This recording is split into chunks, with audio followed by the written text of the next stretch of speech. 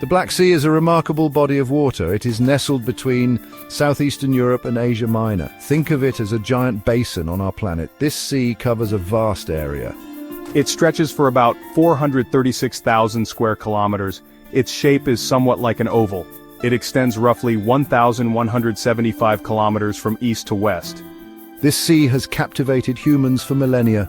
Many countries share the shores of the Black Sea. To its north lies Ukraine. Russia and Georgia are to its east. Turkey forms its southern boundary. Bulgaria and Romania are found on its western coast. These nations have histories deeply intertwined with the sea. Their cultures and economies are shaped by its presence. The sea acts as both a bridge and a border. The Black Sea is not just wide, it is also very deep. Its average depth is around 1,253 meters. In its deepest parts, it plunges even further. The maximum recorded depth is an astonishing 2,212 meters. This great depth contributes to its unique character. It holds an immense volume of water. This vastness influences the climate of the surrounding regions. The Black Sea is more than just water. It is a significant part of our world's hydrosphere. Great rivers are the lifeblood of the Black Sea. They pour fresh water into this inland basin. The most famous of these is the Danube River. It travels across much of Europe. It gathers water from many lands. Then it finally reaches the Black Sea. Its delta is a rich and vital wetland. The Danube brings not just water, but also life. Other mighty rivers also contribute their flow. The Dnieper River is another major contributor. It flows southwards through Ukraine. The Dniester River also makes its journey. It winds its way to the sea's embrace. These rivers and several smaller ones are crucial. They carry vast quantities of fresh water. These rivers bring more than just water. They carry sediments, tiny particles of rock and soil. Over thousands of years, these sediments build up. They form deltas at the river mouths. These deltas are fertile lands. They also carry nutrients into the sea. These nutrients are food for tiny organisms. The freshwater inflow has a big impact. It affects the salinity of the Black Sea. The rivers also influence water circulation patterns. The Black Sea is not entirely isolated. It has a vital link to the wider world. This connection is through a series of narrow waterways. These are collectively known as the Turkish Straits. The first is the Bosporus Strait. It is a slender channel of water. It flows right through the city of Istanbul. This strait is famously narrow and busy. Beyond the Bosporus lies the Sea of Marmara. This is a smaller internal sea within Turkey. It acts as a stepping stone. From the Sea of Marmara, another strait leads outwards. This is the Dardanelles Strait. It is wider and longer than the Bosporus. Once a ship passes through the Dardanelles, it reaches the Aegean Sea. The Aegean is part of the Mediterranean Sea. The Black Sea has a very unusual water profile. This is called its hydrography. It is a meromictic basin. This means its water layers do not mix. There are two distinct layers. The upper layer contains fresher, less dense water. Marine life, as we know it, thrives here. Below this surface layer, things change dramatically. This anoxic condition has profound consequences for the sea. The Black Sea's anoxic deep waters hold a secret. This lack of oxygen is a powerful preservative. In most oceans, organic materials decay quickly. But in the Black Sea's depths, this process is halted. There are no wood-boring creatures. There is very little oxygen to fuel decay. This creates an extraordinary natural museum. Ancient shipwrecks lie on the seabed. They are remarkably well preserved. Wooden hulls of ships from centuries, even millennia ago remain intact. Masts can still be standing. Cargoes can be found almost as they were when the ship sank. These are time capsules from the past. They offer an unparalleled window into maritime history. Archaeologists are incredibly excited by this. They have used remotely operated vehicles, or ROVs. These underwater robots explore the dark depths. They have found shipwrecks from various periods. Greek, Roman, and Byzantine vessels have been discovered. Some are over 2,000 years old. These sunken treasures tell us so much. They reveal ancient shipbuilding techniques. The Black Sea is slowly giving up its secrets.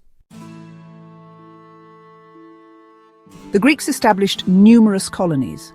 These colonies thrived on trade. They ventured into the Black Sea, which they called the Pontus Euxinus. This name meant the hospitable sea. They were seeking new resources and opportunities. Later, In what we call antiquity, new explorers arrived. Around the 8th century BCE, the ancient Greeks set sail. They were adventurous mariners and traders. A colossal flood of salt water might have poured in. This would have transformed the freshwater lake into a saltwater sea. This event, if it happened, would have been catastrophic for coastal dwellers.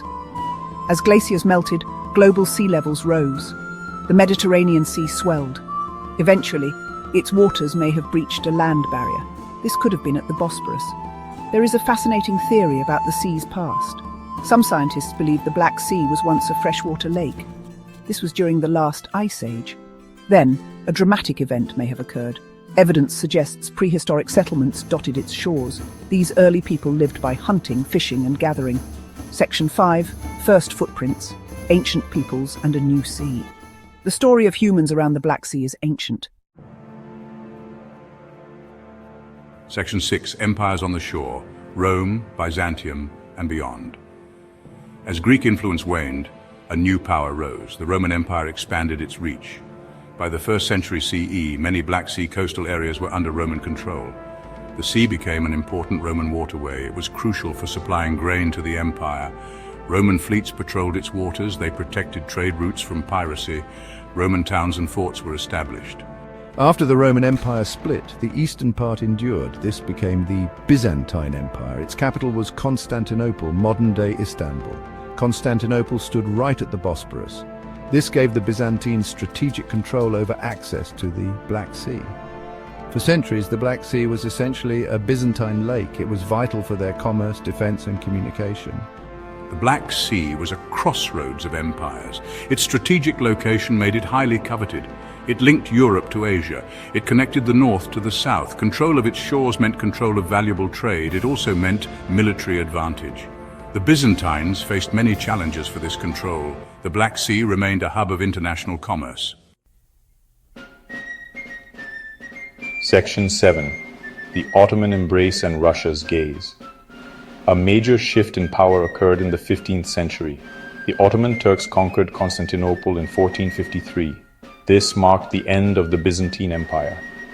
The Ottomans soon dominated the entire Black Sea region. They controlled all its coastlines. They also controlled the vital straits.